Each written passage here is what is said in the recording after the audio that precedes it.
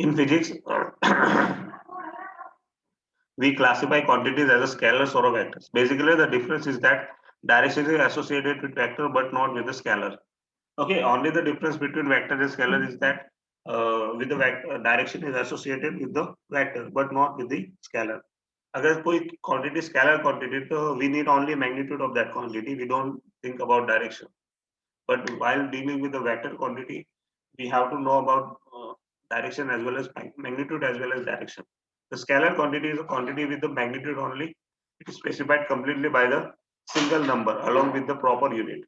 Okay, simply मतलब कि scalar quantity होती है तो एक नंबर होगा और उसकी एक यूनिट होगा, उससे आपको scalar quantity पता चल जाए. We don't need to think about direction, which direction, what is its sign. Example, some of the examples of scalar quantities like distance between 2 points. If I say like distance between these 2 points are four meter, so I just need to understand 4 meter only. Whether it is 4 meter in north or south or east west, I don't care about that. Whether which direction I'm going to measure the distance, I'm just only dealing with the distance. किस direction में distance है, I don't care about it. Okay, I just want to know कि उन दोनों points के distance कितना है. Okay, तो मुझे डायरेक्शन से कोई लेना देना है कि किस डायरेक्शन में मेजर कर रहा हूँ. कोई भी डायरेक्शन में मेजर करो, अगर 2 पॉइंट का डिस्टेंस 4 मीटर तो वो 4 ही मीटर रहने वाला है. So direction won't affect to the scalar distance. So we don't need to understand the direction while dealing with distance only.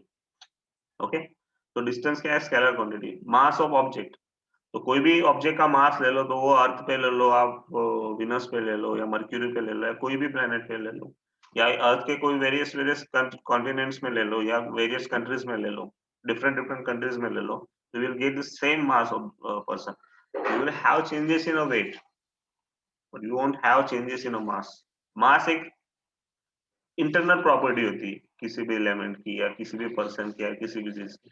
Okay, वो कभी चेंज नहीं होती. हाँ, वेट चेंज हो सकता है. Weight is depends on its gravity, their gravity. So Venus has a different gravity, Earth has different gravity, Moon has different gravity, and Mercury has different gravity, or Mars has different gravity. So your weight will change according to their gravity, but your mass remains same all the aspects at all aspects. किसी भी point पे जाओ आपका मास तो same ही रहने वाला है, but आपका वेट हर बार जगह पे चेंज होगा क्योंकि हर एक जगह की ग्रेविटी अलग अलग होती है. The temperature of a body, it will B same. Temperature कोई चेंज नहीं होगा. The time eight which the certain event happens, time भी स्केलर क्वांटिटी है. टाइम को डायरेक्शन पे डिपेंडेंसी नहीं रखती. किसी भी जगह पे जाओ, कोई भी जगह पे टाइम अगर चल रहा है 1 सेकंड अर्थ पे लोगे तो वो 1 सेकंड ही होगा. Okay, rules for combining scalars are rules for ordinary algebra. तो स्केलर्स के रूल जो है तो ऑर्डिनरी अलजेब्रा के जो रूल्स है वही रूल्स होते हैं. So scalar can be added, subtracted, multiplied, divided by the simple mathematical rule. जैसे कि स्केलर क्वांटिटी मतलब 2 मीटर है, 2 मीटर एक डिस्टेंस 2 मीटर है, दूसरा डिस्टेंस 4 मीटर है, तो टोटल डिस्टेंस कितना है, 2 + 4 6 मीटर हो जाएगा. तो एक ऑर्डिनरी ऑर्डिनरी कैलकुलेशन है, लाइक 2 × 2 4 हो जाएगा ऐसे.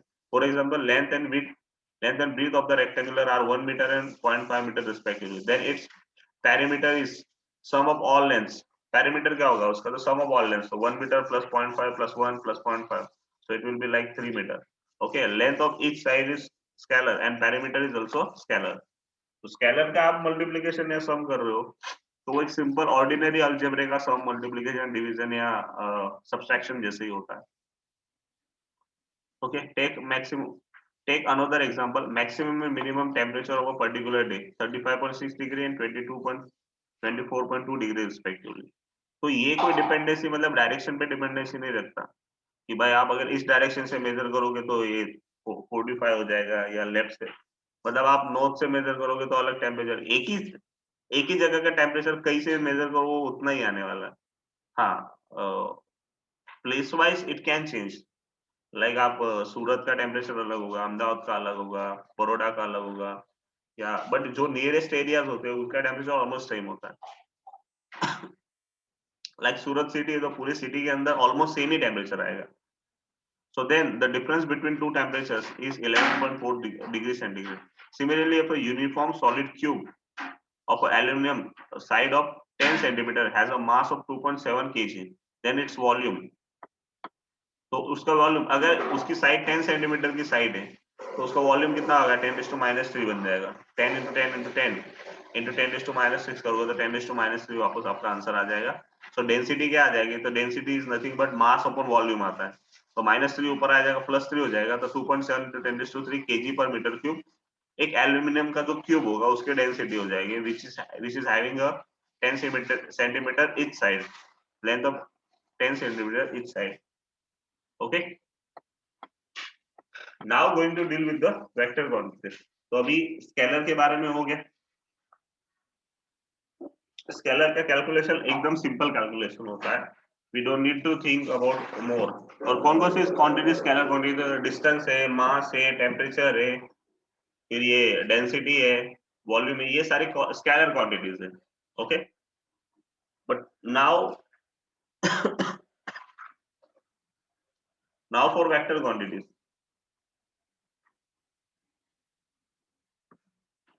A vector quantity is a quantity that has both magnitude as well as direction and obeys the triangle law for addition or equivalently parallelogram law of addition।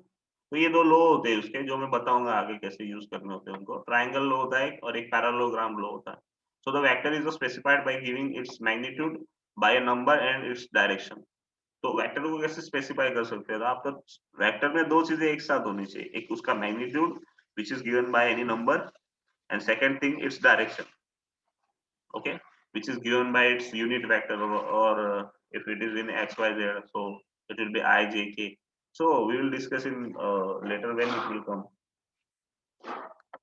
So some physical quantities that are represented by the vectors are displacement, velocity, acceleration, and force.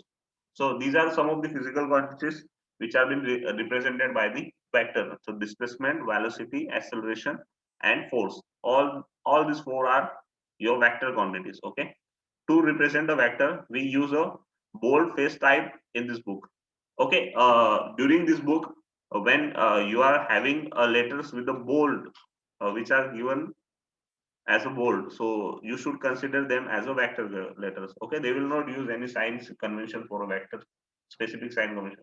If the letter is in light color, so they are scalar, and if the letters are in a dark if the letters are in a dark face type, okay, or a bold face type, then they are vectors. Like the velocity vector can be represented by a symbol vector v. So this is not just a v, this is a vector v because it is given by a dark bold face. Okay, याद रखना अगर dark letters में लिखे तो वो सारे vectors होंगे. Since the bold face is difficult to produce when written by hand, a vector is often represented by the arrow placed over a letter. तो आपके बुक में बोल्ड लिखना इजी नहीं होगा, you can write it by 10 बार एक ही जगह पे pencil या पेन नहीं घुमा सकते आप. So the best thing is what, right a arrow on a quantity, so it will represented by a in the it is represented as a vector. Okay, आपके book में आपको ऐसे लिखना होगा नोटबुक में vector v. Thus the both vector v and vector v represent the velocity of vector. तो ये book में इन्होंने ऐसे बोल्ड लेटर में लिखा होगा, but we will write like this in our notebook. The magnitude of a vector is often called its absolute value, and it is indicated by mode v or light letter. अगर इसके ऊपर arrow नहीं लिखा है, that means it is the magnitude of vector, or you need to write here a mode. Okay, this mode will represent ऊपर देखो दो चीजें आपके नोटबुक में लिखोगे, तो जब आपको सिर्फ वेक्टर का मैग्नीट्यूड लिखना है तो यू हैव टू वेज. तो वेक्टर v लिखा है तो उसको मोड कर देना है, that means it is a magnitude of it, या तो फिर सिर्फ और सिर्फ v लिखना. so it again shows that it is only a magnitude of v. okay, अगर ऐसे लिखा तो ये वेक्टर v है, दिस इज वेक्टर v. ऐसे लिखोगे, अगर वेक्टर साइन रखना है ऊपर तो अगर मोड लिखा तो इट्स मैग्नीट्यूड, और साइन निकाल दोगे then it's also magnitude. Okay, so thus vector is represented by the bold face by a, small a, p, q, r, all x, y, z, all are magnitudes. तो इन सबके magnitude कैसे दिए जाएंगे, तो A, capital A, small A, P, Q, R, X, Y. Okay, तो ये सारे magnitudes होंगे.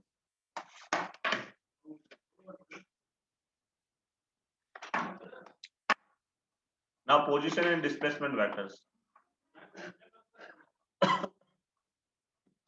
पोजीशन और डिस्प्लेसमेंट वेक्टर क्या होते हैं? तो जो पोजीशन वेक्टर होते हैं कि लाइक हम कोई कार्टेशियन याम सिस्टम लेंगे हम. ओके, कार्टेशियन एक्सियल सिस्टम हम लोग ले रहे हैं. तो दिस इज और एक्स एक्सिस, दिस इज और वाई एक्सिस. सो अगर कोई लाइन है तो उस पे ये पॉइंट पी है, तो वहां से हम पी डैश पे जा रहे हैं. We are moving from P to P dash. Okay, so with reference to your origin, तो जो पी की पोजीशन होती है तो ओरिजिन का पॉइंट 0 लिया जाता है और पी पे, तो इनके बीच में जो एक लाइन उनको कनेक्ट करेगी और ये जो एरो होगा, तो it will be its position vector of P, and this R dash is nothing but the position vector of P dash in Cartesian system. Okay, to describe the position of an object moving in a plan, we need to choose a convenient point, say O as a origin. तो हमें सबसे पहले एक reference point या convenient point लेना होता है जिसको O कहेंगे हम लोग. Let the P and P dash as the positions of the object at the time T and T dash. So like we can say that at the time T, the object is at point P, and after T dash time, it reaches to the point P dash. Okay, so that we can join O and P by a straight line. तो हम O और P को straight line से join कर सकते हैं. Then OP is the position vector of a object at time T. तो OP क्या बन जाएगा? Is the position vector of a object at time T. An arrow marked at the head of this line. It is represented by the symbol vector R.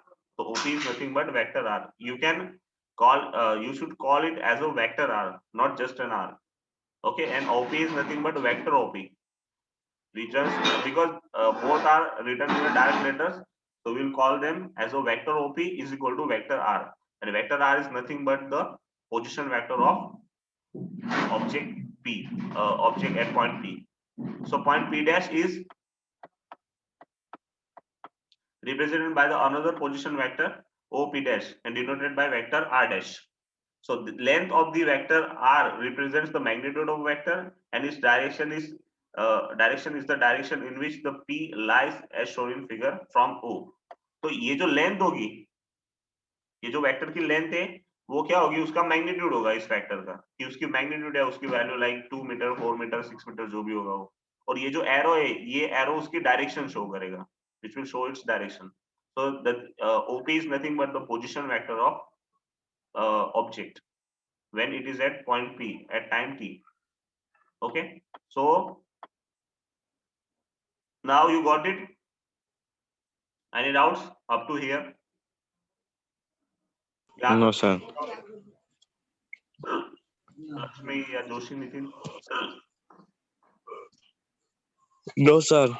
Okay, now we are going to, ये position vector समझ में आ गया. अब displacement vector, तो displacement vector क्या होता है, तो एंड वेक्टर माइनस हमें क्या करना पड़ेगा, स्टार्ट वेक्टर. तो P dash is nothing but the displacement vector between P and P dash. So if the object moves from P to P dash, the vector P dash with the tail at P and T at P dash is called displacement vector corresponding to the motion from point P at time T to the point P dash at time T dash. तो ये जो P to P dash होगा, तो ये जो vector है P to P dash का, तो वो क्या होगा आपका position vector, sorry displacement vector होगा उन दोनों के बीच का. Okay, and it is called as vector P dash where the tail is at P and TP is at P dash. Okay, so this is nothing but your displacement vector. And in second figure, displacement vector PQ and different courses of motion. तो displacement vector है PQ. तो आप अगर P से D होके Q पे जाओगे, या तो सर P से होके B पे जाओगे, B से C होके वापस Q पे आओगे, तो इससे कोई फर्क नहीं पड़ता. तो हमने तो पहले भी हमने प्रीवियस चैप्टर में डिस्कस किया था कि जो डिस्प्लेसमेंट होता है वो सिर्फ एंड पोजीशंस पे ही डिपेंडेंसी रखता है. Like your start position is P and your end position is Q. So whether what path you have taken, it's not important at while dealing with the displacement. It is only important when you are going to discuss with the distance. जब आप distance की बात करोगे तो you need to consider a path, but when you are going to discuss with the displacement, you just need to understand starting position and what is your end position, what is your source and what is your destination. That is the only important thing. Okay, तो हमें P से start किया था और Q पे जाएंगे. So we can take the path P to D or D to Q. We can take path P to A to B, B to C, C to Q, or we can take path P to E, E to F, or F to again Q. So for all these three paths, the position vector will be same. Okay, तीनों paths के लिए position vector change नहीं होने वाला. और position vector is sorry, displacement vector, and it will be vector PQ only. आप कोई भी पाथ कंसिडर कर लो तो आपका पोजीशन वेक्टर PQ ही रहने वाला है. So it is important to note that. Sir हाँ, इसमें पोजीशन वेक्टर क्या होगा सर? बी इसमें पोजीशन वेक्टर वेक्टर PQ होगा. इनिशियल तो ये तो पोजीशन सर P और फाइनल पोजीशन Q, और इन दोनों के बीच का डिफरेंस मतलब PQ. ओके, तो ये हम सर चाहे जहां से चाहे. तो अंडरस्टैंड? No sir. मतलब देखो, जब हम डिस्प्लेसमेंट की बात करते हैं ना, पोजीशन वेक्टर तो PQ होगा, OP एक होगा, P पॉइंट का पोजीशन वेक्टर OP और Q पॉइंट का पोजीशन वेक्टर OQ होगा. Okay, like this I can draw like this. अगर मुझे यहाँ पे ड्रॉ करना है तो इसका पोजीशन वेक्टर ये होगा. ओके, और ये Q पॉइंट का पोजीशन वेक्टर, अब दोनों एक ही लाइन पे है वो. तो इसको मैं सपोज ये OP वाला वेक्टर R लिखूंगा और O से Q वाला वेक्टर R डैश लिख दूंगा. So they can be in a single direction. Okay, दोनों एक ही डायरेक्शन में हो सकते हैं. ओके, तो अगर मैं P से Q तक मैं ये पाथ से जा रहा हूँ तो स्टिल इट वोंट मैटर्स. अगर मैं इस पाथ से जा रहा हूँ तो भी कोई फर्क नहीं पड़ता. यहाँ से होके यहाँ पे आया तो भी फर्क नहीं पड़ता. जो डिस्प्लेसमेंट वेक्टर बनेगा वो PQ ही रहेगा, क्योंकि डिस्प्लेसमेंट वेक्टर जो होता है वो सिर्फ और सिर्फ स्टार्ट और एंड पोजीशन पे ही डिपेंडेंसी रखता है. तो स्टार्टिंग मैंने कहां से की थी? P से, और एंड कहां पे कर रहा हूं मैं? Q पे. कौन सा पाथ लिया है उसे कोई फर्क नहीं पड़ता. अंडरस्टैंड? जो पोजीशन वेक्टर होंगे ये OP होगा, तो OP को हम लोग लिख सकते हैं. नो सर भाई, इसमें पोजीशन वेक्टर क्या है? क्या हुआ?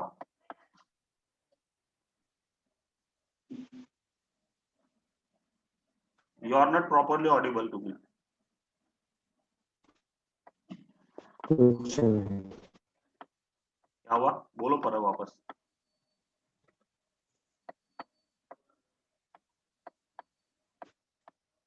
OQ का position vector vector R dash vector R dash.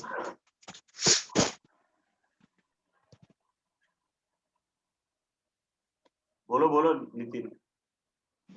Sir position vector नहीं आया समझ में. पोजीशन वेक्टर मतलब क्या होता है कि कोई एक रेफरेंस पॉइंट होता है ओरिजिन पे. ये मेरा ओरिजिन है, ये रेफरेंस पॉइंट है. तो यहाँ पे, यहाँ से जो ऑब्जेक्ट, सपोज ये ऑब्जेक्ट का पाथ जो है, तो यहाँ से यहाँ तक का पाथ है. इस पाथ पे ऑब्जेक्ट जा रहा है. ओके, तो मैंने सिर्फ 2 पॉइंट्स कंसिडर किए पाथ के. तो जब ऑब्जेक्ट मेरा इस पॉइंट पे T टाइम पे मैं कंसिडर करना ऑब्जेक्ट, तो T टाइम पे मेरा ऑब्जेक्ट इस P पॉइंट पे था. तो यहाँ से O से P तक कनेक्टिंग जो लाइन होगी, ये O से P को कनेक्ट वाली जो लाइन होगी, ये हो गया मेरा P का पोजीशन वेक्टर. ऑब्जेक्ट का एट P पॉइंट पे पोजीशन वेक्टर हो गया. पोजीशन मतलब उसकी पोजीशन कहाँ पे, उसको रिप्रेजेंट करने वाला वेक्टर. तो ये जो OP है ये P पॉइंट का पोजीशन वेक्टर हो गया at time T. But after some time I will reach to the point P dash after T dash point. तो इस P डैश का पोजीशन वेक्टर कहाँ से होगा? तो O से ही लेना पड़ेगा वापस. हमारा जो रेफरेंस पॉइंट होता है वही से हम लोग पोजीशन कंसीडर करते हैं किसी का भी. तो ये P डैश की पोजीशन वेक्टर कौन सा हो जाएगा? Vector R dash. इसमें जो ये लेंथ होती है, O से P तक की लेंथ होती है, ये मैग्नीट्यूड ऑफ द वेक्टर होता है. वेक्टर का मैग्नीट्यूड मतलब उसकी वैल्यू होती है. और ये जो एरो होता है, it is direction of the vector. ये एरो उसकी डायरेक्शन शो करता है, और ये जो लेंथ है वेक्टर की, वो उसकी क्या शो करता है? मैग्नीट्यूड और वैल्यू. अंडरस्टैंड? तो ये P पॉइंट पे उसकी पोजीशन होगी Yes, sir. ऑब्जेक्ट की. After T time it reach to the P dash point. तो ये उसकी सेकंड पोजीशन होगी. और डिस्प्लेस कितना हुआ? तो वो P पे था और P से कहां पे आया? P डैश पे. तो उतना डिस्प्लेस हुआ, तो उसका डिस्प्लेसमेंट वेक्टर कितना हो जाएगा? Vector P dash. Understand? Position vector और डिस्प्लेसमेंट वेक्टर दोनों समझ में आए? Yes, sir. Okay, so shall I move हाँ. on the next topic?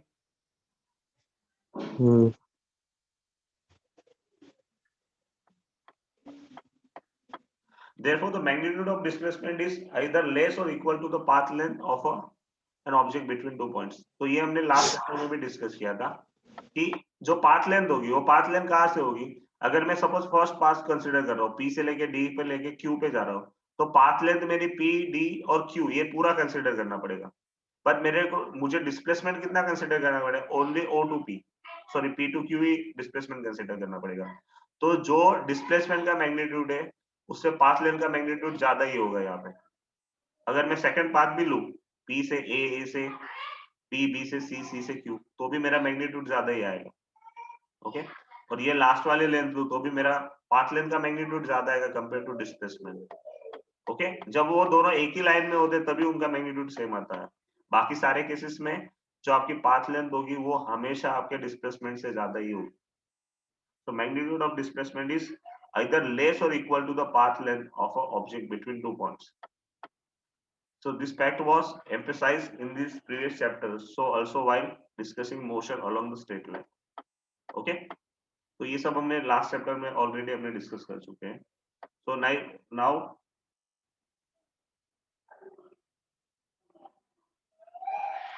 equality of vectors. So two vectors A and B are said to be equal if and only if they have same magnitude and same direction. तो वे दो vectors equal कब होंगे? जब दोनों का magnitude और direction दोनों same होंगे, तो दोनों वेक्टर्स क्या होंगे? इक्वल वेक्टर्स होंगे. Okay, so like figure shows, figure 4.2a shows that two equal vectors A and B. We can easily check their equality. मतलब सिंपली दोनों देखो ये दोनों वेक्टर हैं, उनकी लेंथ भी सेम है, दोनों एक दूसरे को पैरेलल है, तो दोनों एक ही डायरेक्शन में मूव कर रहे हैं, तो बोथ आर इक्वल वेक्टर्स. ए और बी ये दोनों इक्वल वेक्टर होंगे. बट यहाँ पे ए डैश और B dash they are not equal vectors. क्यों? क्योंकि उन दोनों की भले लेंथ सेम हो सकती है लेकिन डायरेक्शन अलग अलग. ये यहाँ पे जाएगा और ये यहाँ पे जाएगा, तो ये कहीं ना कहीं पे एक दूसरे को क्रॉस कर सकते हैं. So they are not equal vector. So two equal vectors A and B, two vectors A dash and B dash are unequal though they are of same length. अब ये जो सेकंड बी फिगर है कि इन दोनों की length same होने के बावजूद भी ये दोनों इक्वल वेक्टर नहीं, बिकॉज कि वो दोनों सेम डायरेक्शन में नहीं, इसलिए. So equal vectors are those vectors which are in the same direction with this equal length और equal magnitudes. Understand? So we can write them vector A is equal to vector B. अब multiplication of vectors with real number by real number. तो simply अगर आप किसी vector को किसी real number से multiply करोगे तो उसका जो मैग्नीट्यूड है वो उतने रियल नंबर के मल्टीपल में बढ़ जाएगा. Like lambda greater than 0, like you are multiplying lambda with the vector A and you are going to find their magnitude. तो लैम्बडा बाहर आ जाएगा तो you will get the magnitude of A. So if lambda greater than A, so multiplying a vector A with the positive number lambda gives a vector whose magnitude is changed by the factor lambda but the direction is same as that of A. तो जब आप कोई real number उसको multiply कर रहे हैं, like आप 2 या 3 या 4 कुछ भी मल्टीप्लाई कर रहे हो, अगर 2 मल्टीप्लाई करोगे तो उसका मैग्नीट्यूड डबल हो जाएगा, 4 मल्टीप्लाई करोगे तो उसका मैग्नीट्यूड 4 टाइम्स हो जाएगा, 10 मल्टीप्लाई करोगे तो 10 टाइम्स हो जाएगा, बट उसकी डायरेक्शन चेंज नहीं होगी. इस direction is same as before. जो वेक्टर एक ही डायरेक्शन होगी वही डायरेक्शन लैम्बडा एक ही होगी. ओके, सो आप अगर कोई रियल नंबर मल्टीप्लाई कर रहे हो तो जितना मल्टीप्लाई करोगे उतने नंबर से बढ़ेगी. जब आपका नंबर पॉजिटिव हुआ तब. ओके, अगर नंबर पॉजिटिव है तो सेम डायरेक्शन रहेगी. Like for example a is multiplied by 2, the resultant vector 2a is in same direction of a and has a magnitude twice of a. तो magnitude double हो जाएगा पर direction same रहेगी. But अगर आपने किसी negative number से vector को मल्टीप्लाई किया तो क्या हो जाएगा? तो whose direction is opposite to the direction of A. तो आपकी जो डायरेक्शन बन जाएगी वेक्टर की, तो जो ओरिजिनल वेक्टर था ए उसकी डायरेक्शन के ऑपोजिट डायरेक्शन हो जाएगी, और वो जो नया वेक्टर है उसका मैग्नीट्यूड कितना बढ़ जाएगा? तो जिस नंबर से आपने उसको मल्टीप्लाई उतना बढ़ जाएगा, लेकिन इन अ ऑपोजिट डायरेक्शन. तो like you can see from figure, अगर ए उसको अगर पॉजिटिव नंबर मल्टीप्लाई किया तो उसकी लेंथ डबल हो गई है लेकिन डायरेक्शन दोनों की सेम है.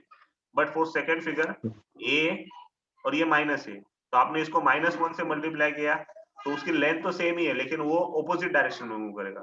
और -1.5 से मल्टीप्लाई किया तो जो मैग्नीट्यूड है वो 1.5 टाइम्स बढ़ गया है, but in opposite direction.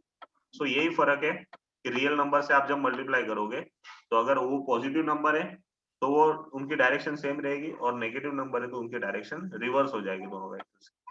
Understood? सिर्फ मतलब कि ये पैरेलल रहेंगे, ये एंटी पैरेलल बन जाएंगे, that is only difference. When you are going to multiply with negative number, the vectors become anti parallel. Anti parallel मतलब एक दूसरे के ऑपोजिट, ऑपोजिट बट पैरेलल। ये दोनों एक दूसरे की सेम डायरेक्शन में but in parallel, so they are in parallel direction. Okay,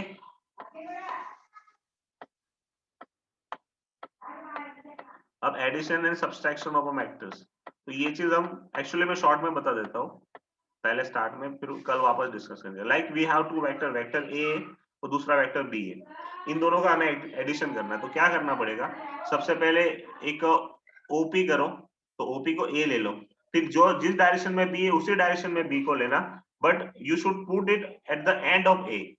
तो जहां पे ए एंड होगा वहां पे इस वेक्टर को ड्रैग करके पुट करना है आपको। ओके, तो दोनों वेक्टर्स का सम करना है, और फाइनल वेक्टर जो होगा रिजल्टेंट वेक्टर, इनका आंसर वो क्या करना है, तो जो ए होगा उसके टेल के साथ फाइनल वेक्टर की टेल होनी चाहिए, और जो सेकंड वेक्टर है उसके हेड के साथ उसका हेड होना चाहिए। सो तो आपको जो फाइनल वेक्टर वेक्टर आर मिलेगा, it will be the sum of vector A plus vector B. और वो आप कहीं से भी ले सकते हो, यहाँ से यहाँ ले लो या यहाँ से यहाँ लो। तो ये ट्रायंगल रूल है वेक्टर एडिशन का। तो जो जो दो वेक्टर्स की आपको सम करनी है, तो पहला वेक्टर कहीं पे रखो, फिर सेकंड वेक्टर जहां फर्स्ट वेक्टर एंड होता है वहां पे उसकी जो डायरेक्शन होगी उसी डायरेक्शन में रखना है। लाइक इसकी डायरेक्शन ऐसे है तो उसको ऐसे ही रखा है हमने बी में। फिर ये दो वेक्टर हो गए, इन दोनों की सम करनी, तो रिजल्टेंट वेक्टर क्या करना, जो फर्स्ट वेक्टर है उसके साथ रिजल्टेंट की टेल होनी चाहिए, और जो सेकंड वेक्टर है उसके साथ रिजल्टेंट की हेड होनी चाहिए। तो आपको सम करना होगा। तो सम कैसे होगा, तो ये जो टेल हेड है, और बाइनरी जो head to head tail to tail होगा, वो आपका रिजल्टेंट वेक्टर होगा। तो r इज इक्वल टू, ये रिजल्टेंट वेक्टर वेक्टर r है, तो vector r is equal to vector a plus vector b। Okay, tomorrow I will go in deep with this all vectors. Okay, अभी यहाँ तक ही खत्म करते हैं, कल हम उसको डीप में समझेंगे।